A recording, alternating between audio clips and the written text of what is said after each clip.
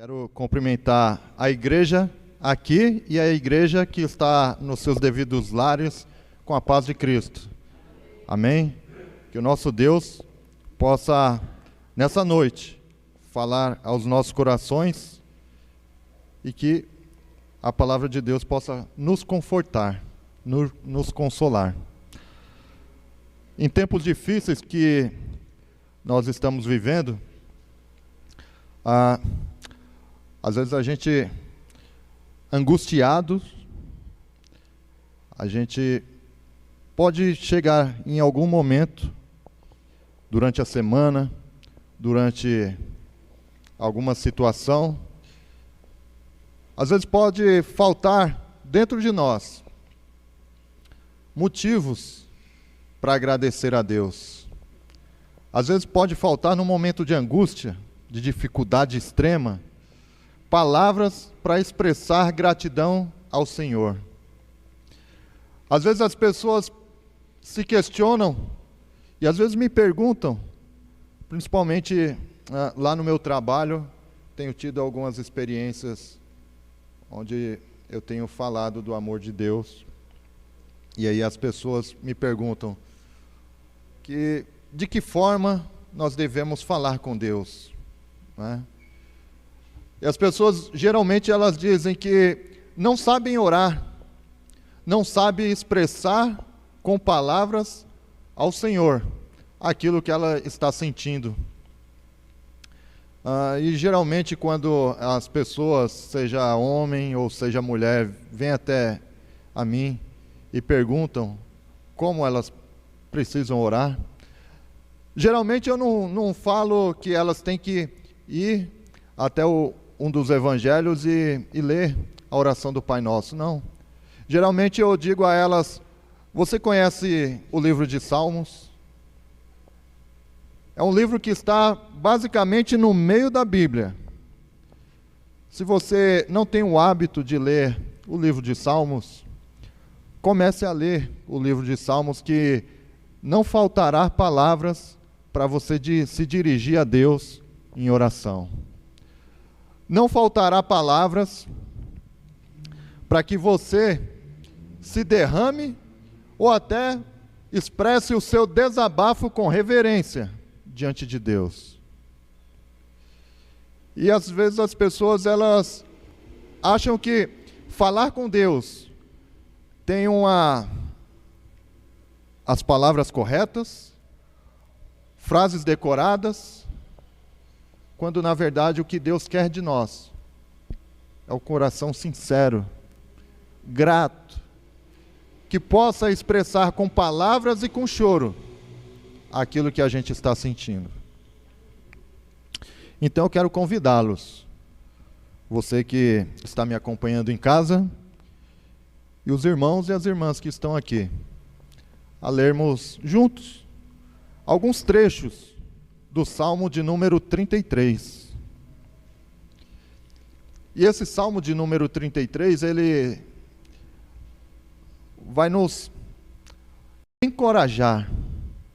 O Espírito Santo de Deus, e essa é a minha oração, que o Espírito Santo de Deus possa ministrar no coração de cada um a certeza do cuidado de Deus sobre a sua vida, a certeza de que, independente da circunstância, Deus continua cuidando de cada um de nós. Mesmo quando nós sentimos que, aos olhos humanos, nada está acontecendo. Mas eu quero encorajá-los nessa noite, para que o Salmo de número 33 possa fazer parte das suas orações, como tem feito parte das minhas orações também. E aqui eu gostaria de refletir com os irmãos, com as irmãs, com a igreja do Senhor, todo o Salmo de número 33.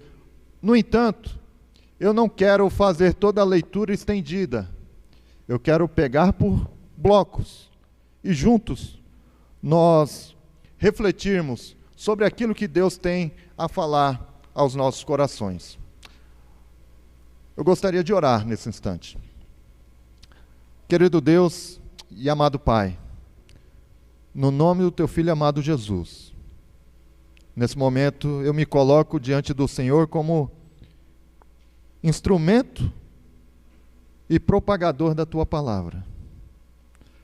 Nesse momento eu peço a ti, ó Deus, que o Espírito Santo do Senhor use a minha vida, use a minha boca, usa-me, Senhor, para pregar a tua palavra.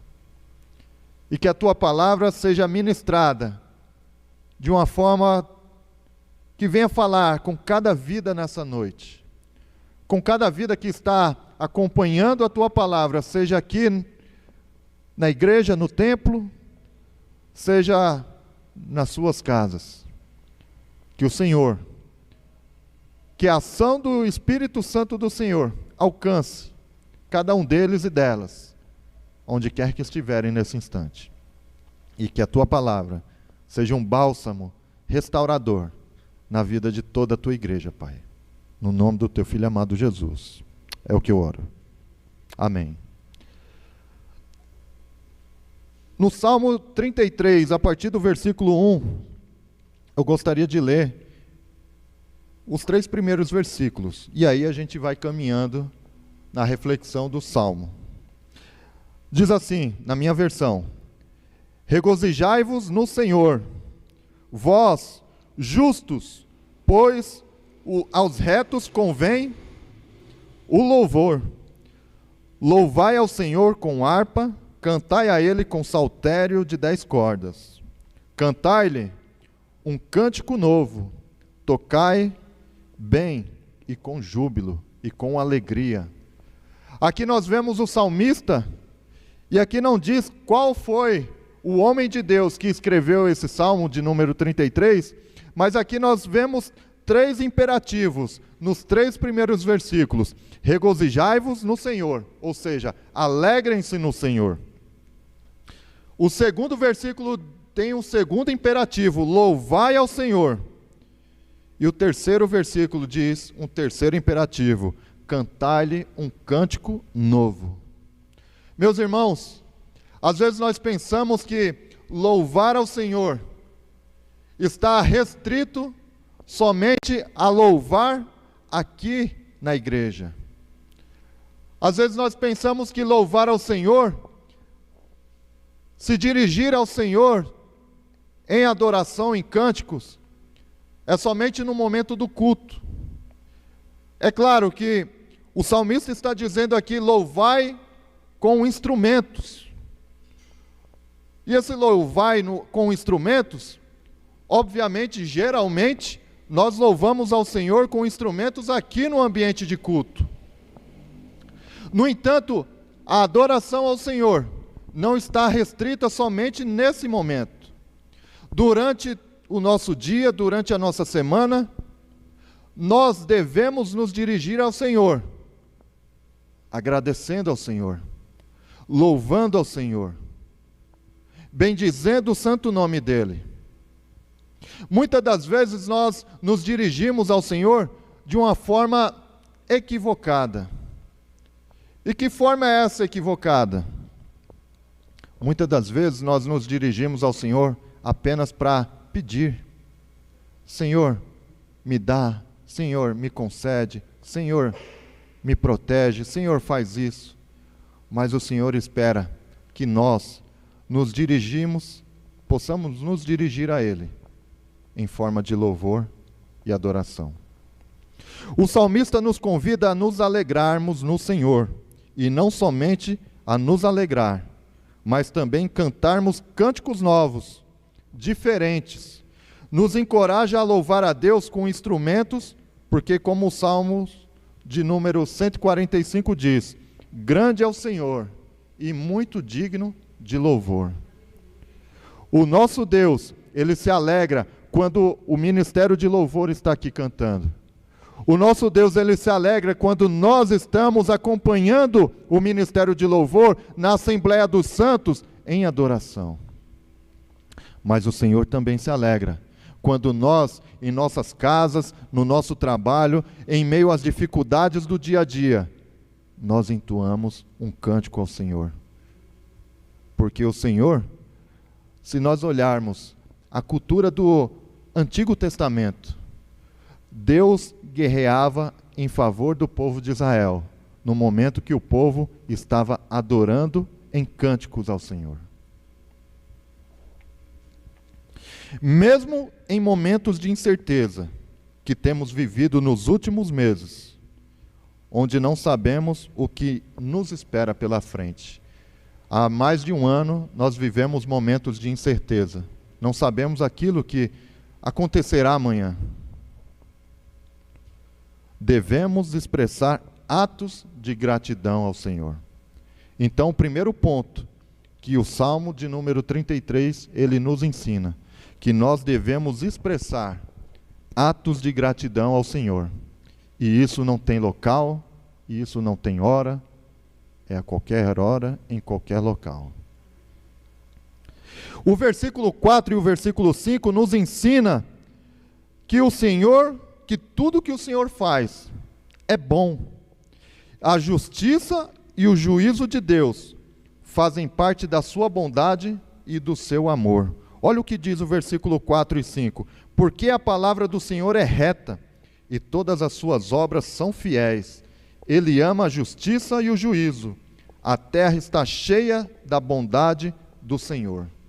A justiça e o juízo de Deus faz parte do amor divino de Deus. Nunca devemos duvidar do seu cuidado e do seu amor por nós, mesmo nos momentos difíceis das nossas vidas, quando estamos passando por dificuldades. Nunca, em momento algum, devemos duvidar desse amor tão grande por nós. A Bíblia diz que, até mesmo nos momentos em que nós somos corrigidos por Ele, Ele está expressando o seu amor de Pai por nós que somos seus filhos. Isso está em Hebreus capítulo 12, versículo 6.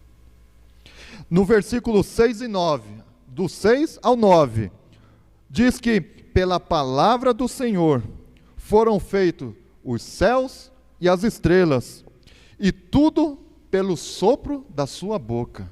Olha que Deus tremendo. O salmista está dizendo aqui que apenas pelo poder do seu sopro, apenas pelo poder da sua palavra, Deus criou todo o universo. Deus criou todos os céus aqui não é somente o céu azul que a gente vê. Os céus aqui, na mente judaica, está dizendo que os céus foram criados tudo, toda a sua plenitude, todo o universo, apenas pelo poder da palavra de Deus. E diz no versículo 7 que ele ajunta as águas do mar como um montão, põe os abismos em tesouros. Tema toda a terra ao Senhor, temam-no todos os moradores do mundo, ou os moradores da terra. Porque falou e tudo fez, mandou e logo tudo apareceu. Isso não te faz lembrar de um versículo? E esse versículo lá em Gênesis, que diz que no princípio criou Deus os céus e a terra. É uma das frases mais famosas da Bíblia. É uma das frases que mais tem significado para a mente do judeu. Porque pelo poder da palavra, Deus criou tudo. É a famosa frase Bereshit, bara Elohim, et Shammai vet haaretz. No princípio, criou Deus os céus e a terra. O Deus que criou tudo pelo poder da sua palavra. É o Deus que continua agindo na nossa história, continua agindo na história da humanidade. É o Deus que não deixa nada passar em branco. É um Deus que tem um cuidado nos mínimos detalhes, ainda que nós não percebamos.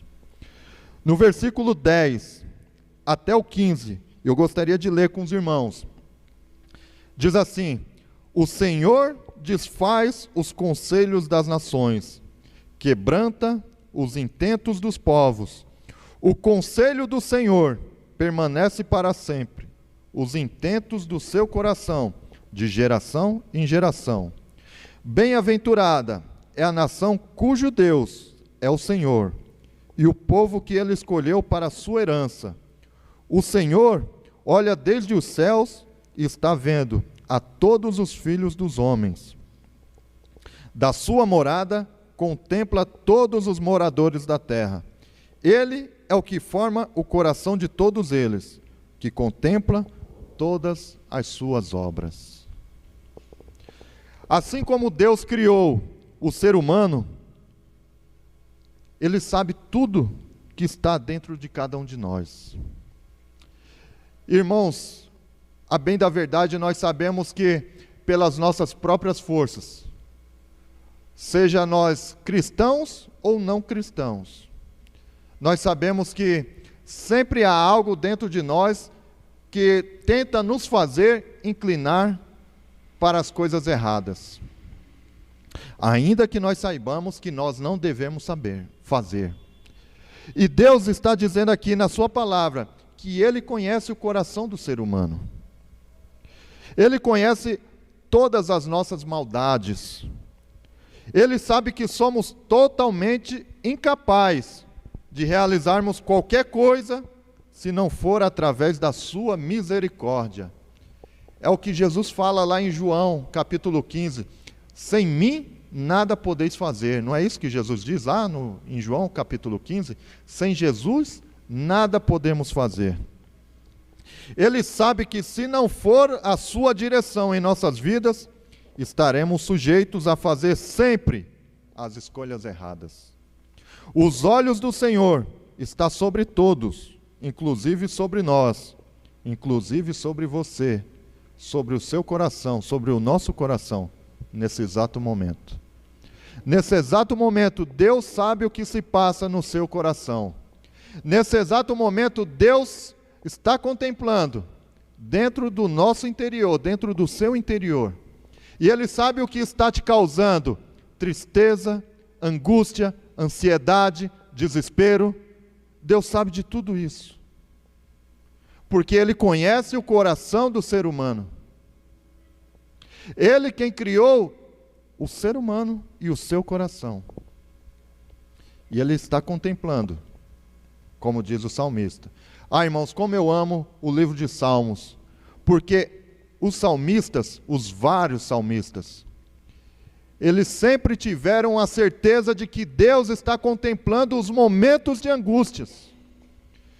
E mesmo sabendo disso, ele tem a convicção de que em todos os momentos, Deus está amparando e cuidando dele. E sabe também que em um determinado momento, Deus estará agindo em favor dele, naquela situação específica que ele estava passando. Segundo ponto, qual foi o primeiro ponto? Devemos expressar atos de gratidão ao Senhor. Segundo ponto, Ele continua no controle de tudo. A pandemia está rolando, muita gente tem morrido, seja no Brasil, seja no mundo inteiro, mas devemos destacar que além da pandemia, muitas outras pessoas têm morrido de outras doenças também, mas mesmo assim, Deus continua no controle de toda a situação. Devemos deixar de questionar Deus em relação à situação que nós estamos passando. Porque Ele continua sendo bom, já dizia o poeta Paulo César Baruch, né? Aquela música que ele canta. Ele continua sendo bom, Ele continua sendo Deus. Porque Ele continua no controle de toda a eternidade. E o que me chama a atenção nesse bloco que nós lemos é o versículo 12. Bem-aventurada é a nação, cujo Deus é o Senhor, e o povo que Ele escolheu para a sua herança. Olha só, o salmista está dizendo, feliz é a nação, cujo Deus é o Senhor. Embora não saibamos de fato quem escreveu esse salmo, podemos considerar que Israel, tendo se inclinado para copiar as nações vizinhas, Deus esperava que, ainda que o homem assumisse o posto de rei do seu povo, ele, o Senhor Yahvé, continuaria sendo Deus e o Senhor absoluto do povo de Israel, pois eles haviam sido escolhidos por Deus para ser a herança do Senhor. Aqui ele está dizendo um contexto de que o povo de Israel tinha Deus como governante absoluto do povo. E chegou um momento em que o povo desejou ter um rei à frente deles, ter um homem, um ser humano, como líder de todo o povo. E isso deixou Samuel muito entristecido. Isso está em Samuel, 1 Samuel capítulo 8. E Samuel disse: mas por que causa vocês querem um rei, uma pessoa, assumindo o papel de liderança para vocês? Não basta o Senhor, o nosso Deus, como regente de todo o povo? Mas mesmo assim, o coração do povo estava inclinado a ter um rei, uma pessoa à frente deles. E quando Samuel vai dizer a Deus o que o povo queria, Deus já sabia de tudo o que estava acontecendo. E Deus falou para Samuel: Samuel, fique em paz, porque não foi a você que eles rejeitaram. Eles estão rejeitando a mim, que sou o rei absoluto deles. Todavia, eu vou fazer com que haja uma pessoa governando o meu povo. Mas eu espero que o meu povo continue com reverência, me prestando culto e me obedecendo e me respeitando como Deus. Deus estava dizendo ali para Samuel, com outras palavras, parafraseando e usando o que Pedro ele escreveu lá na frente, em uma das suas cartas, primeira carta de Pedro, capítulo 2, versículo 9. Deus havia escolhido o povo de Israel para ser propriedade exclusiva de Deus. Naquela época, qualquer pessoa que tivesse uma determinada propriedade, um determinado objeto, aquela propriedade, objeto ou um animal, ele era marcado com um carimbo, com um selo, com alguma marca, para identificar que aquela propriedade, aquele bem, pertencia a uma determinada pessoa. E Deus havia escolhido Israel como propriedade exclusiva dele. E no Novo Testamento, com o sacrifício de Jesus na cruz do Calvário, Jesus conquista a igreja como propriedade exclusiva sua. E nós que estamos aqui, e você que está na sua casa, nós somos propriedade exclusiva de Deus, porque nós temos a marca do sangue do Cordeiro derramada por nós, o Espírito Santo selado dentro de nós. Então nós pertencemos ao Senhor. Então feliz somos nós, cujo Deus é o nosso Deus, o nosso Senhor Jesus Cristo. Porque nós não devemos andar pelo que diz o governo, pelo que diz a mídia. Não, o nosso Deus não é o presidente, o nosso Deus não é o governador, o nosso Deus não é nada daquilo que o homem coloca. O nosso Deus é o Senhor. Nós devemos colocar as nossas expectativas no Senhor. Não devemos colocar as nossas expectativas nos governantes. Não. Nós, como servos de Deus, nós devemos obedecer às autoridades. No entanto, não devemos esperar que o Messias seja um governante. O nosso Messias, ele vive e está sentado à direita de Deus Pai. É Ele quem dá a primeira e a última palavra. A Ele pertence o sim e o amém. Então nós devemos permanecer com a nossa fé firmada no Deus vivo. Não colocar as nossas expectativas, a nossa fé, naquilo que os governantes estão especulando. Não, irmãos. Nós temos um Deus vivo. Quem é o seu Deus? Quem é o nosso Deus? Em quem nós temos crido? Em quem nós temos colocado as nossas expectativas? A vacina vai sair, a vacina não vai sair? A vacina tem efeito, não tem efeito, irmãos? O sim e o amém pertence a Cristo. Se as coisas vão piorar ou se vão melhorar, Deus continua no controle de tudo. Devemos colocar as nossas ansiedades, como diz o apóstolo Paulo lá em Filipenses capítulo 4, versículo 6, diante do Senhor, em oração e súplica.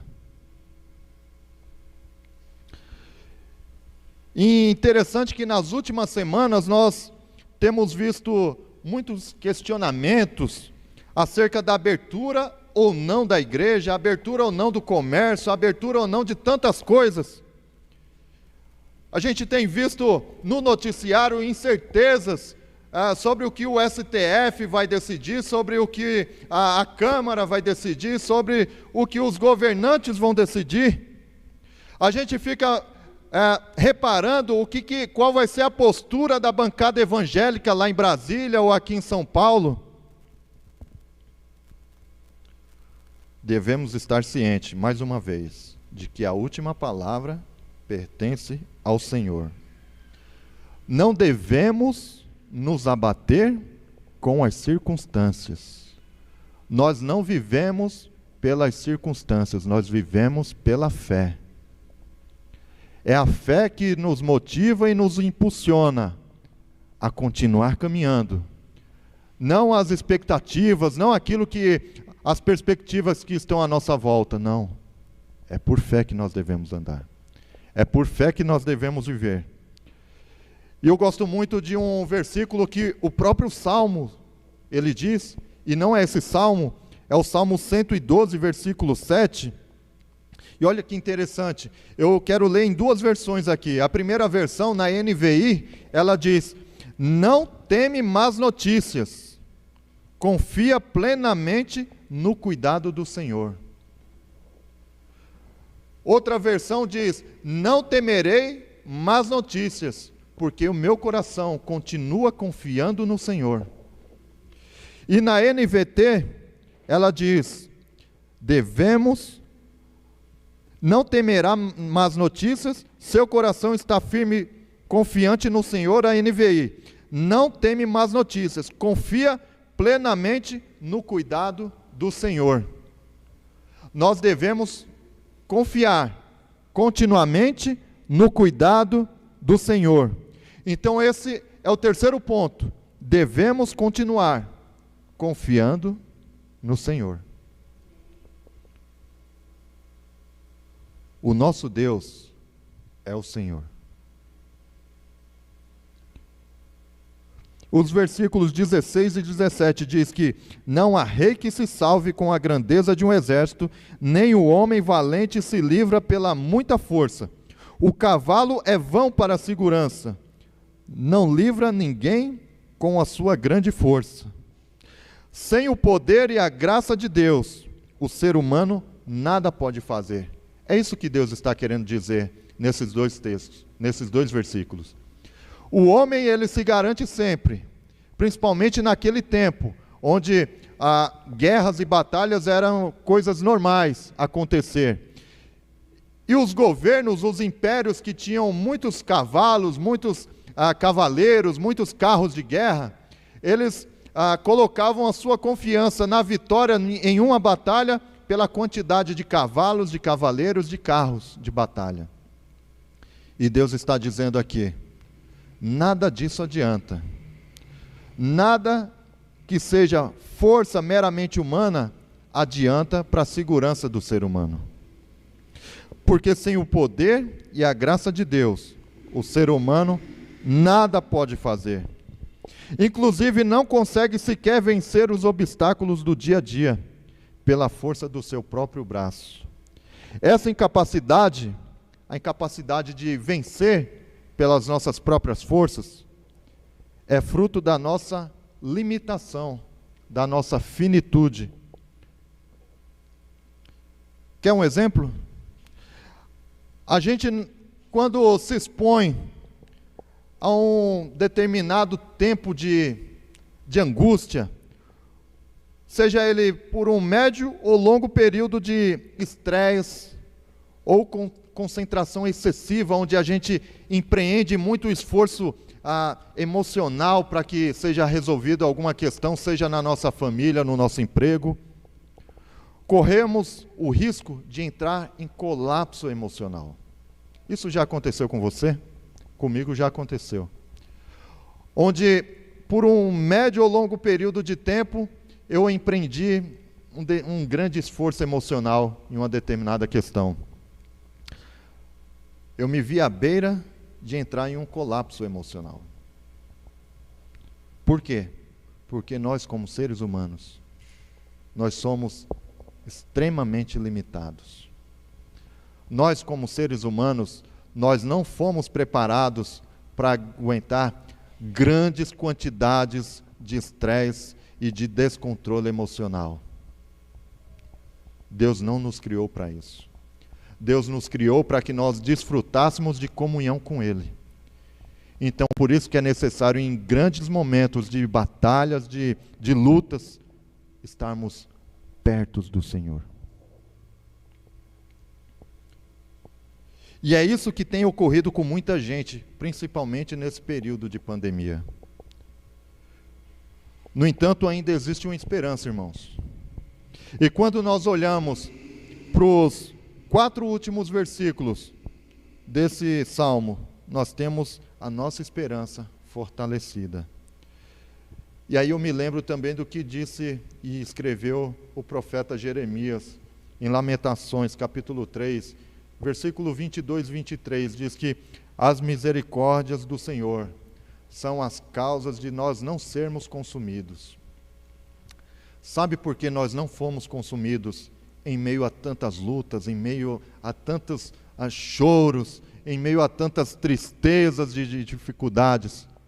É porque as misericórdias do Senhor se renovaram sobre as nossas vidas a cada manhã de dificuldade. Porque, como também diz o salmista, e glória a Deus pelo livro de Salmos, que o choro pode durar uma noite, mas a alegria, ela vem pela manhã. Deus está nos dizendo que nenhuma situação que nós vivemos ou viveremos no futuro, nenhuma situação é fixa, é permanente. Todas as situações são passageiras. Sabe essa dificuldade? Ela vai passar. Sabe essa angústia no coração? Ela vai passar. Sabe aquele marido, aquele filho que tem dado tantos motivos de choro? Isso também vai passar. Deus é um Deus que faz transformações. O nosso Deus é um Deus que cuida tanto de nós, que quando Ele vê algo que precisa ser transformado, Ele transforma. E eu quero aqui compartilhar uma frase que o pastor me falou em uma de nossas conversas que nós temos. Geralmente nós conversávamos muito mais, né? Mas em uma de nossas conversas, e nós estamos conversando muito pouco devido à situação, à correria, né? Mas uma vez o pastor me falou algo que eu vou levar para o túmulo, se eu não for arrebatado antes. O pastor me disse assim, nós conversando sobre algumas questões, ele falou: irmão Flávio, nós não podemos, em hipótese alguma, independente da circunstância, limitar o poder de Deus. E é isso que eu guardo no meu coração. Nós não devemos limitar o poder de Deus. Vamos caminhar para o final, então. Versículo 18 até 22. Eis que os olhos do Senhor estão sobre os que o temem, sobre os que esperam na sua misericórdia, para livrar as suas almas da morte e para os conservar vivos na fome. A nossa alma espera no Senhor. Ele é o nosso auxílio e o nosso escudo, pois nele se alegra o nosso coração, porquanto temos confiado no seu santo nome. Seja a tua misericórdia, Senhor, sobre nós, como em ti esperamos. Então, o quinto e último ponto. Deus continuará cuidando de nós. Independente, irmãos, da circunstância, Deus continuará cuidando de nós. Nós somos o seu povo, como nós vimos aqui na palavra dele. Nós somos o seu povo, nós somos a sua igreja, devemos confiar sempre nas suas promessas e nos seus cuidados, nos mínimos detalhes das nossas vidas. Deus quer que nós aprendamos a confiar. Percebe que em 2 versículos anteriores, Deus está dizendo, o salmista está dizendo, né? E Deus está nos ministrando nessa noite, nos nossos corações. Nos 2 versículos anteriores, na sua palavra, Deus fala, não confie na sua própria força, porque é perca de tempo. E nos últimos versículos, o salmista diz, confiemos no Senhor, depositemos a nossa confiança nele, porque Ele continuará cuidando de nós. E aqui eu gostaria de compartilhar algo com vocês. Se engana quem acha que o Evangelho é fácil, né? Você, irmão, Deus cuidará de ti. Olha o que ele diz, as 3 primeiras estrofes. Aflito, eu não vou cantar porque eu não tenho voz para cantar. E aí, se eu cantar aqui, os irmãos vão sair da live, os irmãos vão interromper ali a transmissão. Eu vou apenas ler as 3 estrofes. Aflito e triste coração, Deus cuidará de ti. Por ti opera a sua mão, que cuidará de ti. Deus cuidará de ti, em cada dia proverá. Sim, cuidará de ti. Deus cuidará de ti. Na dor cruel, na provação, Deus cuidará de ti. Socorro dá e salvação, pois cuidará de ti. Esse é o Deus que nós servimos. Esse é o Deus que, de repente, você que nos assiste, você não tem um relacionamento tão íntimo assim com Deus. Você